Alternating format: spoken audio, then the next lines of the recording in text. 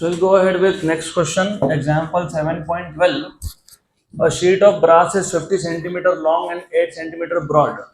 मतलब rectangular shape का एक ब्रास का शीट है, उसका एक साइड आपको दिया हुआ है 50 सेंटीमीटर, दूसरा दिया हुआ है 8 सेंटीमीटर। तो आपको यहाँ से एरिया मिल जाएगा 50 into 8 centimetre square at 0 degree Celsius. मतलब इनिशियल टेम्परेचर 0 डिग्री सेल्सियस है। if the surface area at 100 degree Celsius, higher temperature 100 degree Celsius पे एरिया कितना है 401.57 centimetre square. Find the coefficient of linear expansion of brass. Linear expansion आपसे पूछा है, तो first of all you should be able to identify what are the given parameters. आपको दिया हुआ है इनिशियल एरिया, कैसे फाइंड करोगे initial area 50 into 8 centimetre square. तो इनिशियल एरिया 0 डिग्री सेल्सियस पे वो है 50 into 8 centimetre square. What is 50 into 8? 400 centimetre square. अभी यहाँ पे फिलहाल हमको मीटर स्क्वायर में, मतलब ऐसा यूनिट में कन्वर्ट करने की जरूरत नहीं है, जब पड़ेगी तब देखेंगे, फिलहाल तो मत करो। At what temperature 0 degree Celsius, और जो हायर टेम्परेचर था 100 डिग्री सेल्सियस, इस पे एरिया कितना हो गया 401.57 सेंटीमीटर स्क्वायर। पक्का पक्का। क्या फाइंड करने के लिए बोला है आपको? Linear expansion coefficient. क्या फाइंड करना है? Linear expansion coefficient alpha. लेकिन हम पिछले लास्ट 2-3 लेक्चर से देख रहे हैं कि अगर 2 डायमेंशंस चेंज होते हैं, मतलब एरिया चेंज होता है, तो उसमें कौन सा कोएफिशिएंट इन्वॉल्व होता है? लीनियर की एरियल? एरियल। तो यहाँ पे क्या चेंज हो रहा है? एरिया की लेंथ, एरिया। तो कौन सा कोएफिशिएंट डायरेक्ट फाइंड कर सकते हो? एरियल। मतलब क्या? बीटा। तो पहले क्या फाइंड करेंगे? बीटा। और बीटा कैसे फाइंड करते हैं, याद है क्या आपको? A2 minus A1 upon A1 into T2 minus T1। Very good. और मैंने आपको बोला कि यहाँ पे आपको सेंटीमीटर स्क्वायर को मीटर स्क्वायर में कन्वर्ट नहीं करना पड़ेगा। उसका रीजन है A2 minus A1 centimetre square में आएगा कि नहीं, और ये A1 भी सेंटीमीटर स्क्वायर में आएगा कि नहीं। तो सेंटीमीटर स्क्वायर और सेंटीमीटर स्क्वायर कैंसिल होने वाला है कि नहीं। अगर मीटर स्क्वायर में कन्वर्ट करूंगा तो वो भी क्या हो जाएगा? कैंसल। तो यहाँ जो कन्वर्जन फैक्टर है ना, वो क्या हो जाता है?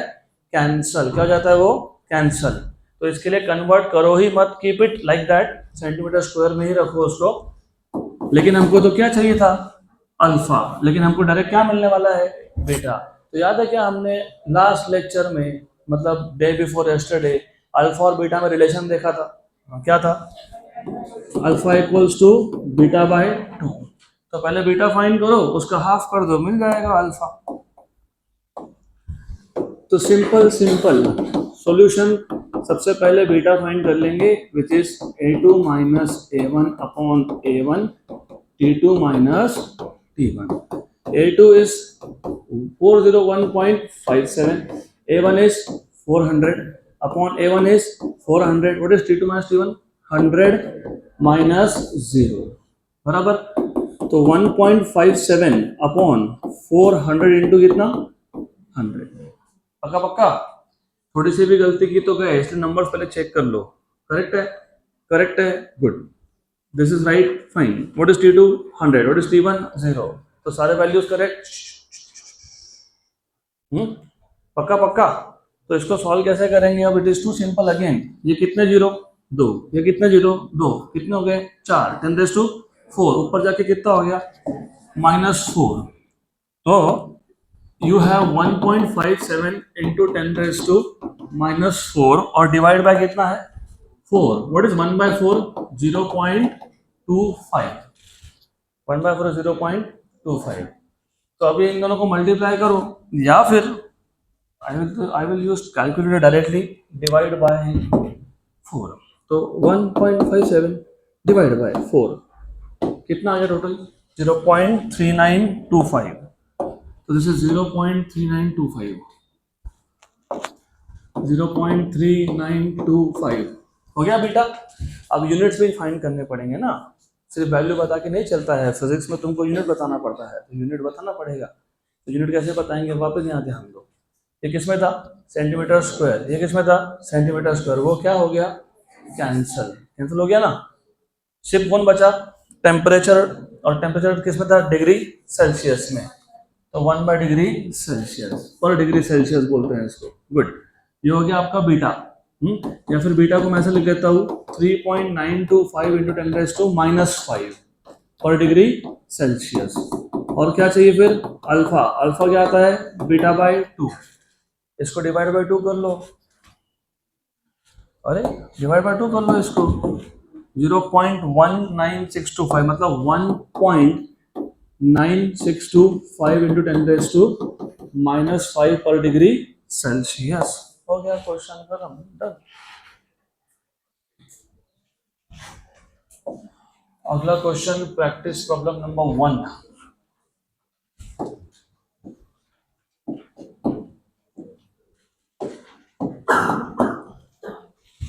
A glass flask has volume of 1 into 10⁻⁻4 meter cube. It is filled with a liquid at 30 degrees Celsius. If the temperature of the system is raised to 100 degrees Celsius, how much of the liquid will overflow? Coefficient of volume expansion of glass is 1.2 into 10⁻⁻5 per degree Celsius, while that of liquid is 75 into 10⁻⁻5 per degree Celsius. अब जो कल नहीं थे, मैंने बताया था कि it is an important question, ये जेई मेंस का भी पीवाईक्यू है, नीट का भी पीवाईक्यू है क्वेश्चन, और आपके टेक्स्ट बुक का क्वेश्चन है। तो वापस एक बार ध्यान देना क्योंकि इंपॉर्टेंट क्वेश्चन है। अभी एक चांस और है आपको, अगर कल क्वेश्चन मिस कर दिया तो। दो क्वेश्चन है इस टाइप के, एक सॉल्व एग्जाम्पल और एक practice problem. For example, if I have a beaker, और अगर मैं बीकर को कंप्लीटली फिल कर देता हूँ विद सम लिक्विड, तो initial volume occupied by the beaker and the liquid is same. अब जब आप सिस्टम को हीट करोगे, पहले सिस्टम था 30 डिग्री सेल्सियस पे, अभी कितना कर दिया, 100 डिग्री सेल्सियस, तो वॉल्यूम एक्सपांशन होगा, मतलब कंटेनर का, बीकर का वॉल्यूम बढ़ेगा और लिक्विड का वॉल्यूम भी बढ़ेगा। इमेजिन जितना वॉल्यूम बीकर का बढ़ा उतना ही लिक्विड का बढ़ा, तो देयर इज नो ओवरफ्लो नहीं होगा ना, क्योंकि जितना वॉल्यूम बीकर का बढ़ते जा रहा है उतना ही लिक्विड का बढ़ रहा है, तो there is no overflow. But अगर लिक्विड का ज्यादा वॉल्यूम इंक्रीज हुआ कंपेयर टू बीकर, तो लिक्विड विल ओवरफ्लो। तो इस क्वेश्चन को सॉल्व करने के लिए मैंने आपको बताया था, सबसे पहले किसी भी क्वेश्चन को सॉल्व करने के लिए आपको गिवन पैरामीटर्स को आइडेंटिफाई करना जरूरी होता है। तो पहले आइडेंटिफाई कर लेते हैं, बोला क्या है। अ ग्लास फ्लास्क, मतलब ये हमारा बीकर है, has volume of 1 into 10⁻⁻4 metre cube, right. It is filled with a liquid, और जब बोला नहीं हो completely filled with a liquid, तो कंप्लीटली फिल्ड ही लेना पड़ता है। इसका मतलब जो इनिशियल वॉल्यूम है किसका, फ्लास्क का, और किसका, लिक्विड का, ये सेम है, तो दोनों को नाम कॉमन कर देते हैं V0। ये initial volume occupied by both the type of materials, container और कंटेनर के अंदर का लिक्विड, सेम वॉल्यूम है, और ये कितना है, 10⁻⁻4 मीटर क्यूब। और आपको इनिशियल टेम्परेचर भी दिया हुआ है, कितना दिया हुआ है, 30 डिग्री, तो 30 डिग्री दिया हुआ है आपको टेम्परेचर। और आपको फाइनल टेम्परेचर भी बताया है, कितना बताया है, 100 डिग्री सेल्सियस। उसके बाद आपको वॉल्यूम एक्सपांशन कोएफिशिएंट बताया है दोनों टाइप के मटेरियल का, फ्लास्क का और लिक्विड का। और ओवरफ्लो का जो भी क्वेश्चन हो ना, ओवरफ्लो, उसमें एक चीज याद रखना, ओवरफ्लो सिर्फ तब होता है जब लिक्विड का एक्सपांशन कोएफिशिएंट सॉलिड के, मतलब बीकर से ज्यादा हो। तो नंबर्स भी आपको वही बता रहे हैं यहाँ पे। What is the expansion coefficient of glass flask, 1.2 into 10⁻⁻5, और व्हाट अबाउट लिक्विड, 75 into 10⁻⁻5। तो किसका ज्यादा है, लिक्विड का, तो ही ओवरफ्लो हो सकता है, नहीं तो नहीं होता है वो। 1.2 into 10⁻⁻5 पर डिग्री सेल्सियस और 75 into 10⁻⁻5 पर डिग्री सेल्सियस। हो गया, गुड। आपको फाइंड क्या करना है, बेसिकली आपको फाइंड करना है कितना ओवरफ्लो हुआ। ओवरफ्लो कितना हुआ कैसे फाइंड करते हैं, पहले देखते हैं लिक्विड का कितना वॉल्यूम चेंज हुआ। तो you first find out what is increase in volume of liquid, and then you find out what is the increase in volume of flask, correct. और दोनों क्या कर देते हो, सबट्रैक्ट। लिक्विड का कितना एक्सपांशन हुआ माइनस फ्लास्क का कितना एक्सपांशन हुआ। अगर दोनों का एक्सपांशन सेम हुआ तो ये क्या आ जाएगा, 0, मतलब नो ओवरफ्लो, राइट। अब इसको सॉल्व करने के लिए अगर आपको याद होगा हमने जब वॉल्यूम एक्सपांशन देखा था तो याद है क्या, डेल्टा वी इक्वल्स टू क्या था, V zero gamma delta T, correct. Similarly अगर रॉड होता तो लेंथ चेंज होता तो क्या लिखते हैं, delta L equal to L zero alpha delta T. Area change होता तो क्या लिखते हैं, delta A equals to A zero beta delta T. Very good. तो अब सिर्फ आपको डेल्टा वी फॉर लिक्विड निकालना है और डेल्टा वी फॉर फ्लास्क निकालना है, और दोनों को क्या करना है, सबट्रैक्ट, और ये जनरल फॉर्मूला यूज कर लो। तो this is we zero for a liquid, उसके बाद गामा फॉर लिक्विड और delta T for liquid.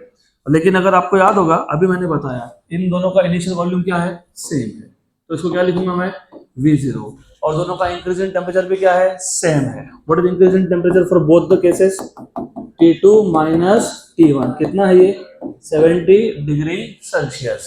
Very good. Minus V0 gamma flask delta T, V0 और डेल्टा T कॉमन तो gamma L minus gamma S delta T। Okay, V0 is 10 raised to minus 4. What is gamma L? 75. What is this? 1.2. मुझे पता है दोनों में 10 raised to minus 5 common है, तो क्या निकाल लिया, कॉमन था ना माइनस 5 दोनों में, पक्का पक्का।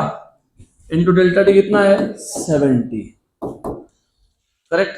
सिर्फ एक चीज आपको थोड़ा ध्यान देना है, ये तो करेक्ट है, कोई प्रॉब्लम नहीं है, लेकिन one thing that you need to pay attention is that ये पर डिग्री सेल्सियस में है, बराबर, तो टेम्परेचर भी डिग्री सेल्सियस, और वैसे difference in temperature kelvin scale में हो या डिग्री सेल्सियस स्केल में वो सेम आता है, तो यहाँ पे वो प्रॉब्लम नहीं है। तो how much is this, 10 raised to minus 4 minus 5 कितना, माइनस 9, और इसका 10 ट्रांसफर कर दिया तो कितना हो गया, माइनस 8, और ये क्या बचा इधर, 7, और ये क्या है 73.8, तो 73.8 into 7, 516.6, 516.6 into 10 raised to minus 8 metre cube. देखो आंसर क्या दिया हुआ है,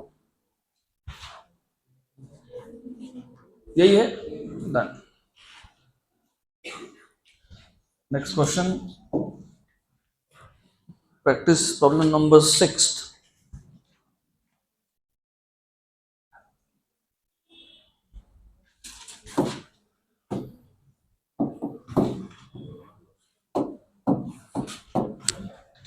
In olden days, while laying the rails for trains, small gap used to be left between the rail sections to allow for thermal expansion. Suppose the rails are laid at room temperature 27 degrees Celsius. If the maximum temperature in the region is 45 degrees Celsius and the length of each rail section is 10 meter, what should be the gap left given that alpha, linear expansion coefficient, is 1.2 into 10 raised to minus 5 per Kelvin for the material of the rail section? तो पहले तो question तुमको अच्छे से समझ में आना चाहिए, बाय द वे थोड़ा सा एक्स्ट्रा इन्फॉर्मेशन भी पता होना चाहिए।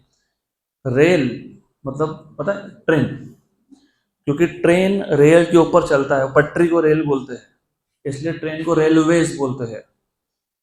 जब तुम गाड़ी पे जाते हो तो उसको रोडवेज बोलते हैं क्योंकि वो रोड पे चलता है। जब तुम शिप में जाते हो तो उसको वाटरवेज बोलते हैं क्योंकि वो पानी में चलता है, और प्लेन क्योंकि एयर में होता है तो वो एयरवे है। तो these are the normal 4 types of modes of transportation that we use in our day-to-day life today. आगे का पता नहीं, of course technology will change. तुम ही हो फ्यूचर जनरेशन जो टेक्नोलॉजी चेंज करोगे, जनरेशन टू जनरेशन चेंज होता है ना। तो उन्होंने बोला इन ओल्डन डेज, पुराने ज़माने में जब पटरी बिछाई जाती थी, while laying the rails for trains, small gap used to be left between the rail section. तुमने देखा भी होगा ये, तो normally if you see, if you notice, नहीं तो इसके बाद कर लेना notice, you will be able to see, जब रेल सेक्शंस बिछाए जाते हैं ना, तो किसी भी 2 सेक्शंस में, ये तुम्हारा पटरी का एक सेक्शन है, किसी भी 2 सेक्शन में एक छोटा सा गैप छोड़ा जाता है, स्मॉल गैप, और जानबूझ के छोड़ा जाता है। It is not engineering error, it is done intentionally to allow for thermal expansion. मतलब ऐसा क्यों करते हैं वो भी समझ लो। देखो उन्होंने क्या बोला है कि जब ये रेल को हम लोग बिछा रहे थे तब टेम्परेचर कितना था, 27 डिग्री सेल्सियस, राइट। और maximum temperature in the region is, जिस रीजन में ये पटरी हम लोगों ने बिछा दी उस रीजन का मैक्सिमम टेम्परेचर कितना है, 45 डिग्री सेल्सियस। लगता है अपनी सिटी की बात चल रही है इधर। अपने यहाँ पे भी अगले 1 महीने में हो जाएगा 45। तो टेम्परेचर बढ़ने के साथ मेटल्स का क्या होता है, एक्सपांशन। तो जब एक्सपांशन होगा तो they will touch each other. इसके लिए वो गैप छोड़ा जाता है जानबूझ के। अगर तुम नहीं गैप रखोगे तो पता है क्या होगा, जब एक्सपांशन होगा ना, एक्सपांशन जब होने लगेगा तब एक्सपांशन की जगह ही नहीं बची, तो ये जो ट्रैक है ये सब टिल्ट हो जाएगा बाहर की तरफ। इससे हो जाते हैं एक्सीडेंट, क्योंकि इसके ऊपर जो ट्रेन चल रहा है वो ऑफ ट्रैक हो जाएगा फिर। That is why small gap is left. Small gap is always left. अब आपको पूछा है, क्या पूछा है, कितना गैप होना चाहिए, कितना गैप होना चाहिए। तो बताओ क्या पूछा गया है तुमको एग्जैक्टली, एग्जैक्टली क्या पूछा है,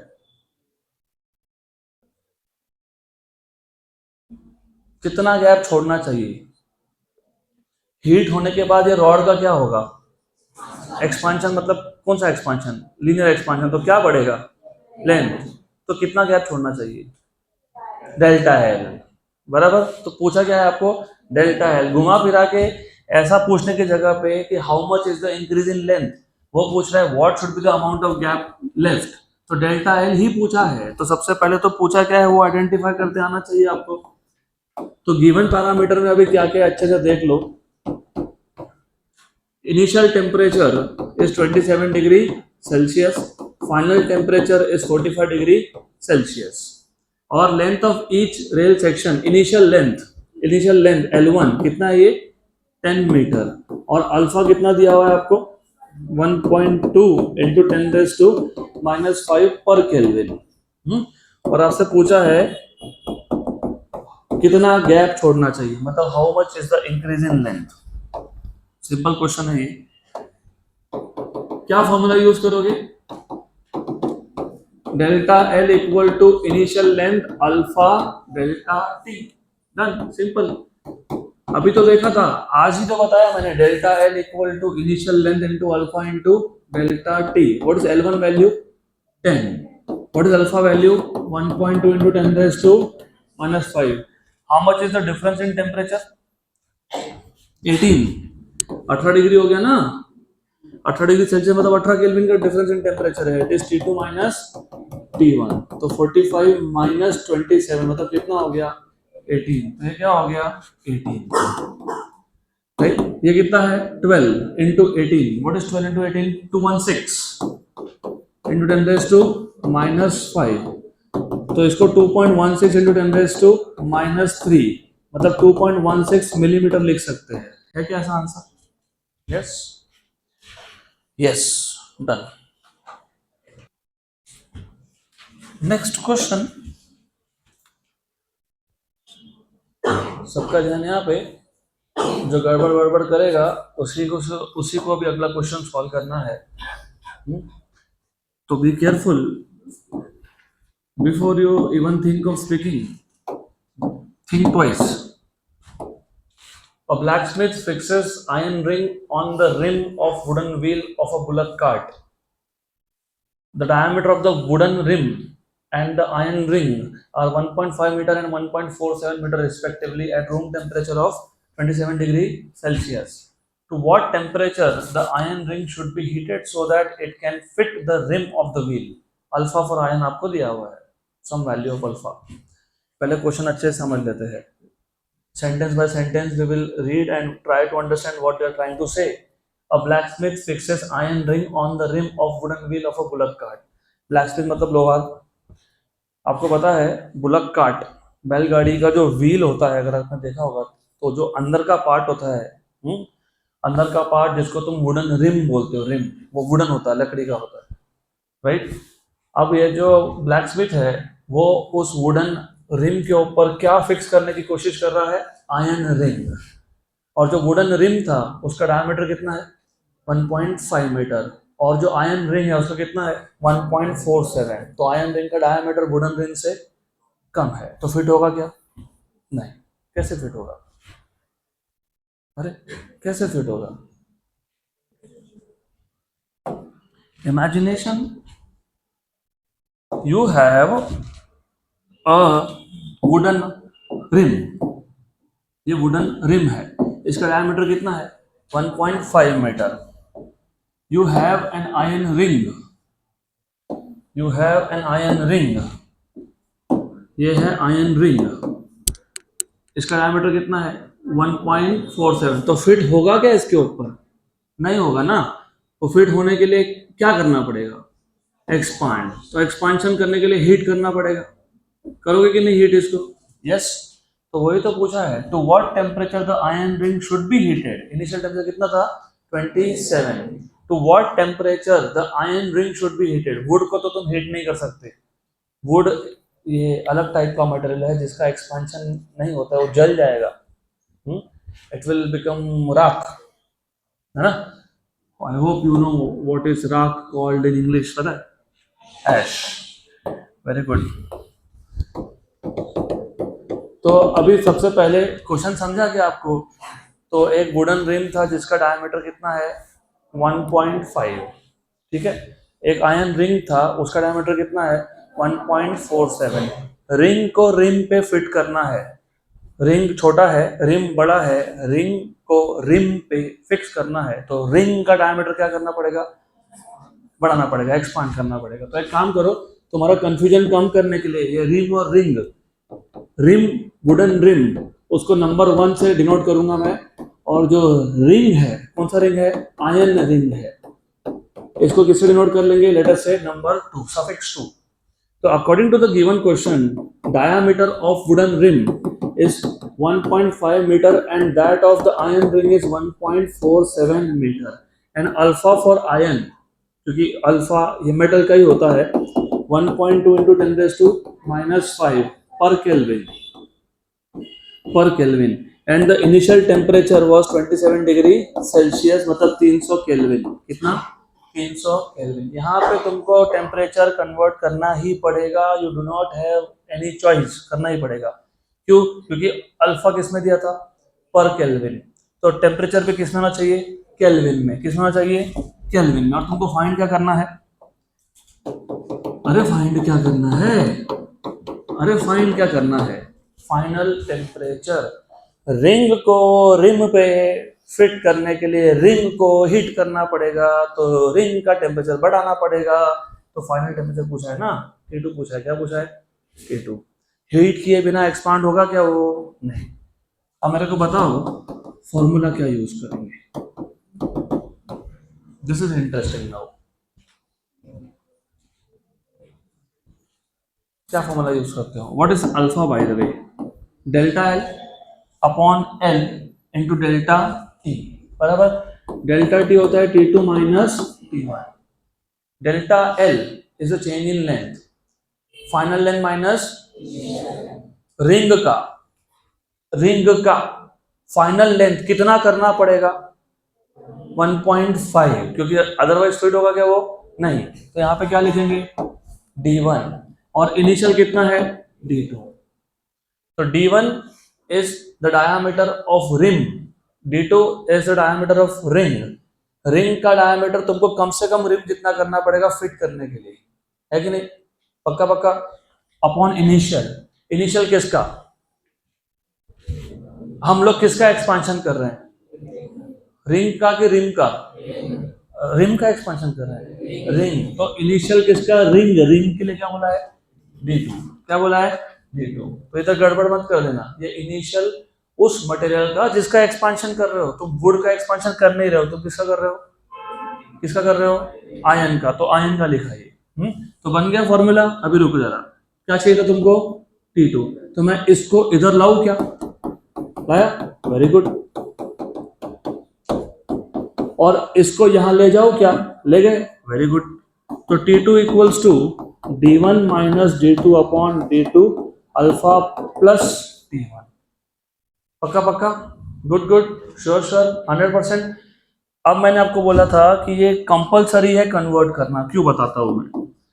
अल्फा किसमें था, पर केल्विन, मतलब 1/केल्विन, केल्विन गया ऊपर, d1 d2 मीटर में, और ये भी मीटर में, मीटर मीटर। तो पहली टर्म किसमें आ रही है, केल्विन, किसमें आ रही है, किसमें आ रही है, केल्विन। तो केल्विन में अगर पहला टर्म है तो दूसरा टर्म भी किसमें चाहिए, केल्विन। तुम ऐसा नहीं कर सकते ना, 1 डिग्री सेल्सियस में 1 केल्विन में ऐड नहीं होता है फिर।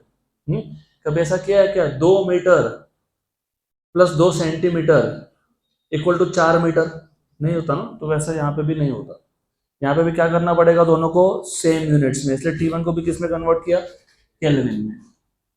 सिंपल है, कुछ नहीं है फिजिक्स, सिर्फ थोड़ा सा तुमको कंसंट्रेशन ज्यादा लगता है यहाँ पे। And unfortunately your generation is facing that problem of not concentrating anywhere. Mobile addiction का आउटकम है वो। तो you have T2 equal to, when I say your generation, I am not saying I am very old.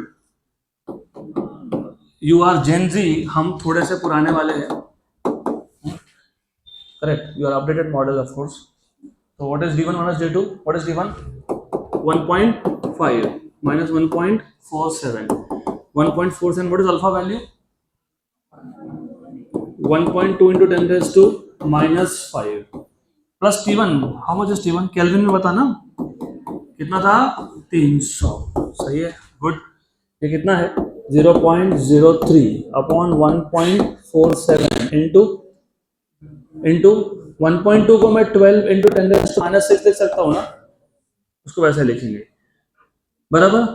Plus कितना, 300 equal to 3 into 10⁻⁻⁻² upon 1.47 into 12। सही है, और ये ऊपर गया तो 10⁻⁻6 प्लस कितना, 300, 1 एंड 4 था। बस इसको सॉल्व कर लो, ये 10⁻⁻² और 10⁻+6, 10⁻⁻² और 10⁻+6 इज 10⁻⁴। वो ऊपर 10⁻⁴ बचा, और डिनोमिनेटर में 1 डिवाइडेड बाय कितना है, 1.47, और ये 1/4 कितना होता है, 0.25, कितना हो गया, 0.170068 इंटू 10⁻⁴ तो ये 1700.68, 1700.68 सब सॉल्व करने के बाद प्लस 300 तो कितना हो गया, 2000.68 किसमें आया। और केल्विन से डिग्री सेल्सियस में जाने के लिए क्या करते हैं हम लोग, प्लस की minus, minus, very good, degree Celsius. तो इसमें से 2000.68 में से 273 निकाल लो, 2000.68 माइनस 273 कितना आ गया, 1727.68। कितना दिया आंसर, यही है, गुड। चलो नेक्स्ट क्वेश्चन, अगला क्वेश्चन, क्वेश्चन नंबर 8।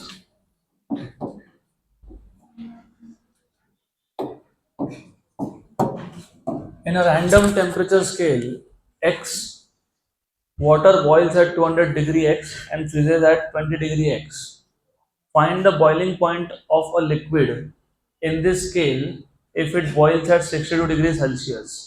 अब पहले तो तुम ये समझ लो कि total 3 type of temperature scale होते हैं, एक है डिग्री सेल्सियस, एक है डिग्री फ़ारेनहाइट और एक है केल्विन स्केल। राइट, इन्होंने एक इमेजिनरी स्केल बना दिया जिसको x नाम दे दिया। उस x स्केल में वाटर का बॉइलिंग पॉइंट कितना है, 200 डिग्री x, और फ्रीजिंग पॉइंट कितना है, 20 डिग्री x। अभी वाटर का पार्ट खत्म हो गया यहाँ पे, अब दूसरे लिक्विड की बात हो रही है। For find the boiling point of a liquid if in this scale if it boils at 62 degree Celsius. तो ये जो x स्केल है, इस x स्केल में इस लिक्विड का बॉइलिंग पॉइंट क्या होगा अगर डिग्री सेल्सियस में कितना है, 62 डिग्री सेल्सियस, बराबर।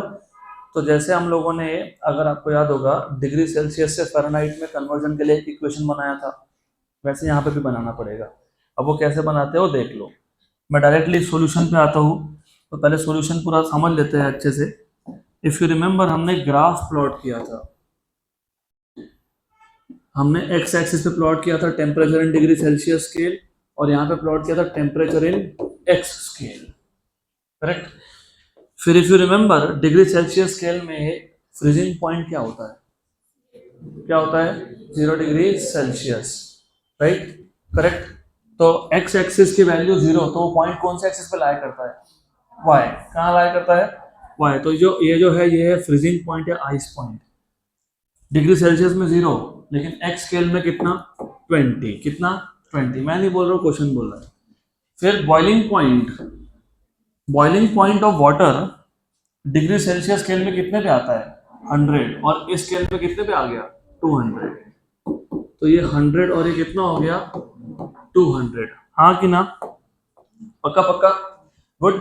और अगर आपको याद होगा ये जो टेम्परेचर स्केल्स होते हैं ना नॉर्मली लीनियर होते हैं, क्या होते हैं, लीनियर, क्योंकि लीनियर स्केल है मतलब ये स्ट्रेट लाइन है, और स्ट्रेट लाइन है तो फिर इक्वेशन ऑफ स्ट्रेट लाइन पता होना चाहिए। Equation of straight line 2 point form, क्योंकि मुझे 2 पॉइंट पता है, एक है आइस पॉइंट, एक है steam point, boiling point.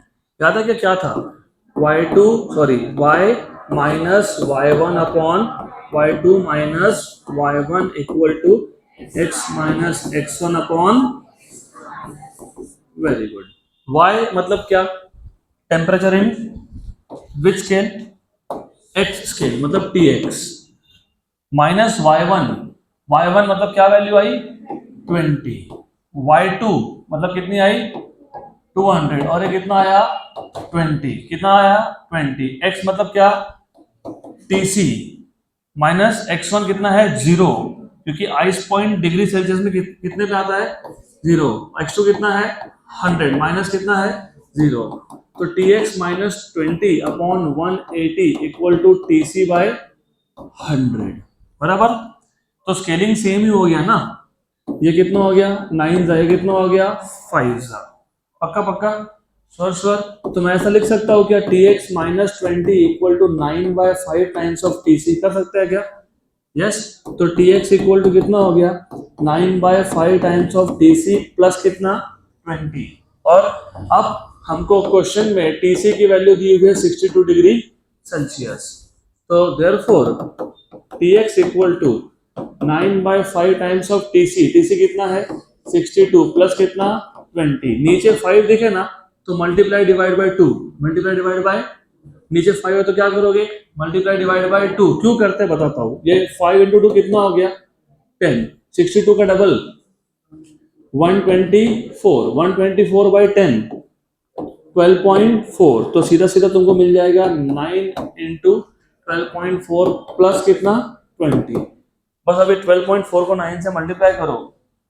100 something something, 12.4 को 9 से मल्टीप्लाई करो 111.6 प्लस 20 कितना आ गया 131.6 डिग्री x, तो आंसर यही होगा, है क्या।